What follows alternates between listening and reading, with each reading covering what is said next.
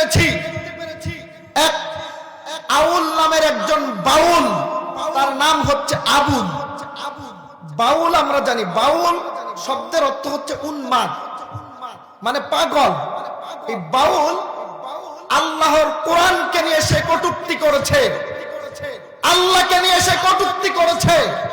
সে বলেছে যে আল্লাহ তাআলা সূরা নাসের মধ্যে এতবার নাস বলছেন কেন?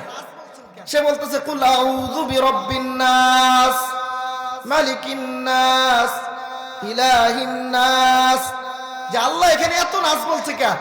সে বলতেছে আল্লাহ এখানে নাচতে বলছে। কলা বল নাউজুবিল্লাহ, আল্লাহ এখানে নাচতে বলছেন?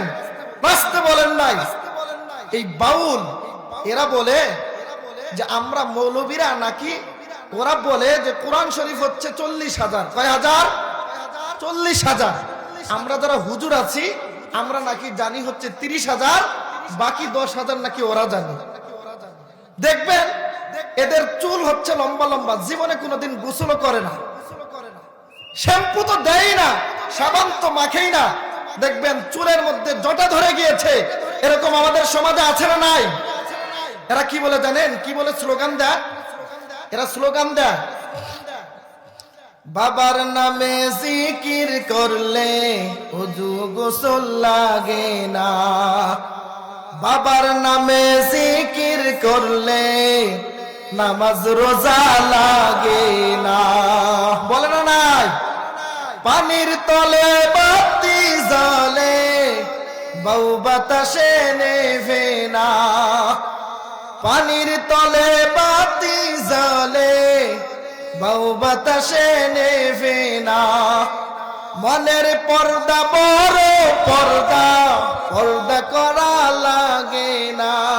নাউজুবিল্লাহ বলেন না? এরা এটা বলে না? আরো বলে কি? বাবার নামে জিকির করলে ওযু গোসল লাগে না। ওযু গোসল যদি না লাগে তাহলে সে পবিত্র হতে পারবে?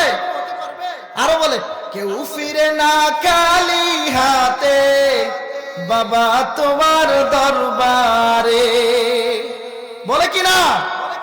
এরকম বলে না? এরকম ভণ্ড প্রতারক আমাদের সমাজে আছে না নাই? এই ভণ্ডদের কোন ঠাই বাংলার জমিনে হবে না। কথা বলেন ঠিক কিনা? যে আবুল সরকার আল্লাহকে নিয়ে কটূক্তি করেছে, আল্লাহর রাসূলকে নিয়ে কটূক্তি করেছে, আমরা সরকারকে বলতে চাই এই আবুল সরকারকে জনগণের সম্মুখে দৃষ্টান্তমূলক শাস্তির ব্যবস্থা করতে হবে। কথা বলেন ঠিক কিনা?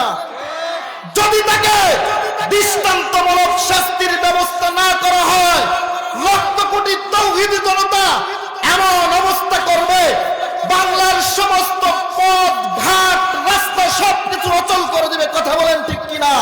এই বাউল